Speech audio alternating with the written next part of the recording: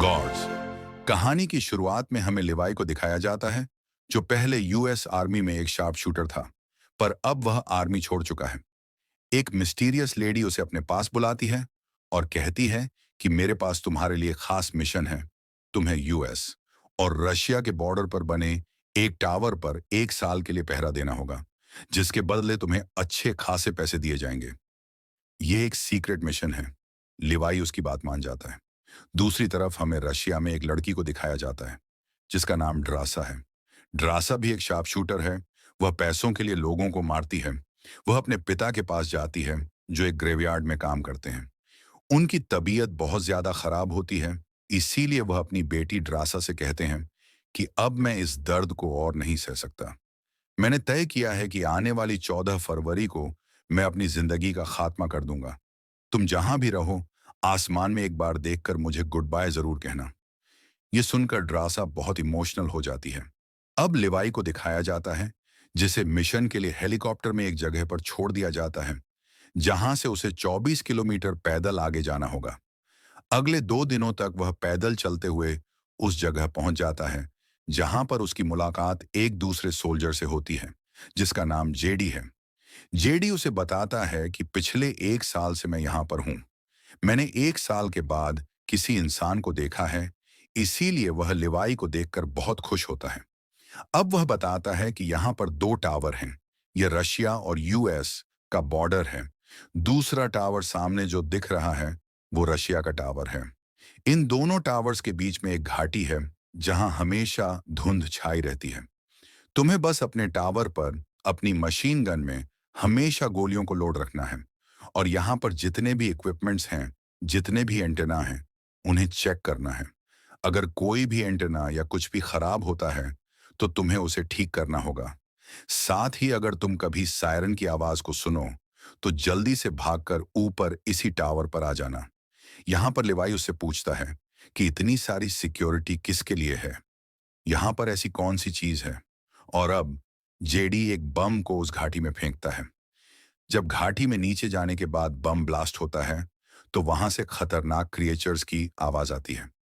यानी कि उस घाटी के अंदर कोई तो ऐसी चीज है, जिसे ना तो रशिया और ना ही यूएस चाहता है कि ऊपर आए। और अब वो लिवाई को सारी इंफॉर्मेशन देने के बाद यहां से जाने की तैयारी करता है। उसे लेने के लिए एक हेलीकॉप्टर आता है, जिसमें एक सोल्जर होता है, जो जेडी को ऊपर रस्सी से खींचता है और उससे उसकी इंफॉर्मेशन पूछता है। और जब सोल्जर को यकीन हो जाता है कि जेडी वही है जो पिछले 1 साल से यहाँ टावर पर ड्यूटी कर रहा था, तो वह उसे धक्का देकर उसी गॉर्ज में गिरा देता है, जहां से खतरनाक क्रिएचर्स की आवाज आ रही थी। इसका मतलब यह है कि यहाँ पर ड्यूटी देने वाला इंसान कभी आम इंसानों के बीच में जाकर नहीं रह सकता। अब लिवाई अपने काम पर लग जाता है।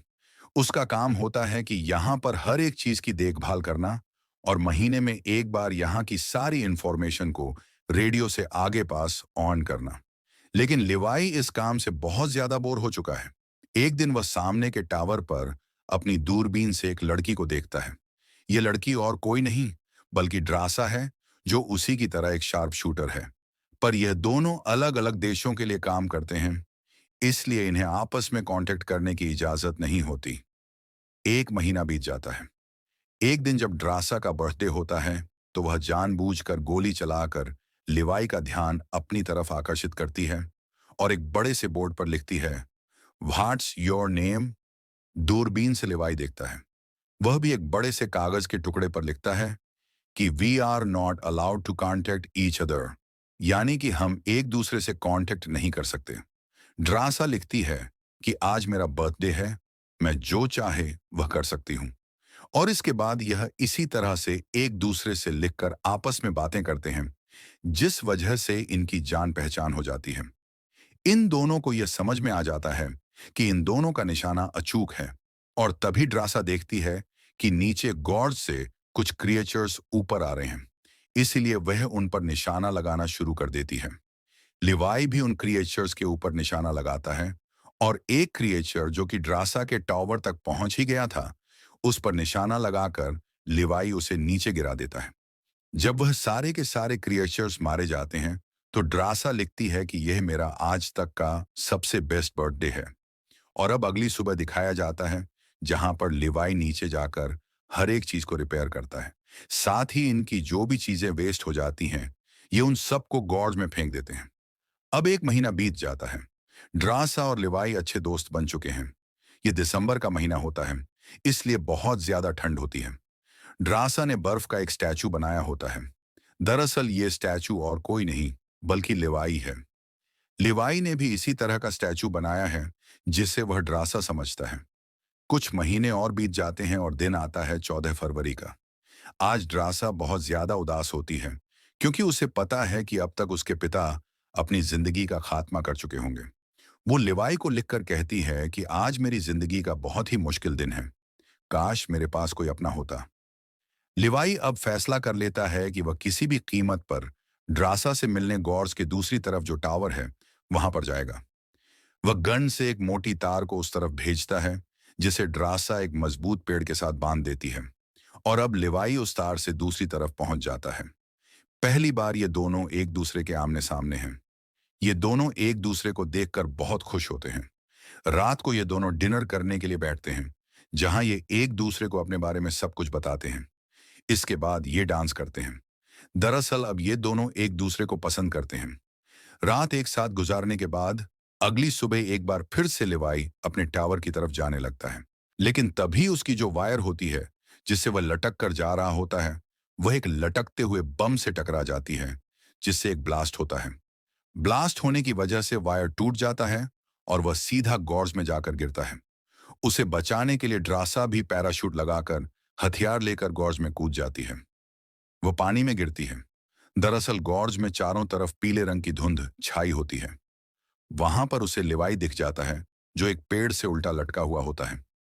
तभी एक क्रिएचर उसे खाने के लिए उसकी तरफ बढ़ता है, पर लिवाई उसे गोली मार देता है, जिससे वह पेड़ से नीचे गिर जाता है। और तभी पेड़ के अंदर से अजीब सी हड्डियां निकलती हैं, जो उसे मारने की कोशिश करती हैं। और ड्रासा वहां पर आकर उसे बचा लेती है। और अब घोड़े पर बैठकर अजीब से क्रिएचर्स आते हैं, जो इन पर हमला करते हैं। पर ये दोनों के दोनों बहुत ही अच्छे शार्प शूटर्स हैं, इसीलिए उनका खात्मा कर देते हैं। अब इन्हें किसी भी कीमत पर ऊपर जाना होगा, इसीलिए आगे बढ़ते हैं, जहां पर अब धुंध, जो पहले येलो रंग की थी, अब वह पर्पल हो जाती है। धुंध जितनी डार्क होगी, खतरा उतना ही ज्यादा होगा। यहां पर इन्हें कॉलोनी दिखती है, जो कि ओपनहाइमर ने उस वक्त बनाई थी जब वो एटम बम बना रहे थे। और इन्हें कुछ समझ नहीं आता कि यहां पर क्या हुआ था। अब ये दोनों के दोनों आगे बढ़ते हुए एक लैब में पहुंच जाते हैं, जिसे 1946 में बनाया गया था। यहां पर इन्हें कैसेट मिलता है, जिसे ये प्ले करते हैं, जहां पर एक रिसर्चर बताती है कि इस जगह पर हम ह्यूमन के डीएनए पर रिसर्च कर रहे थे।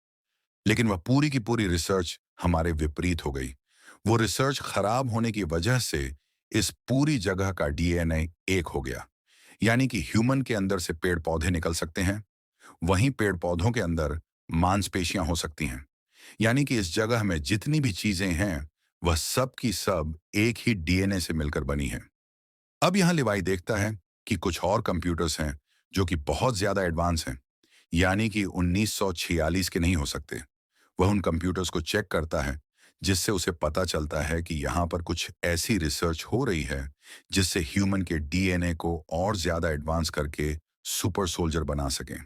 और ये रिसर्च और कोई नहीं बल्कि वही मिस्टीरियस लेडी करवा रही होती है, जिसने लिवाई और ड्रासा को हायर किया है। ये सारी की सारी रिसर्च ड्रोन के थ्रू हो रही है, क्योंकि यहाँ पर ह्यूमन नहीं आ सकते।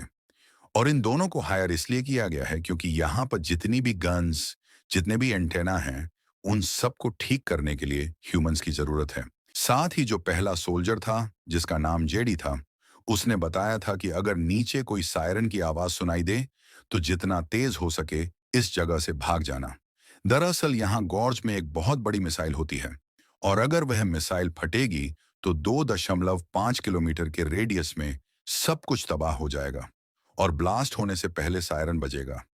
साथ ही इस जगह के बारे में दोनों ही देशों की सरकार को कुछ नहीं पता होता।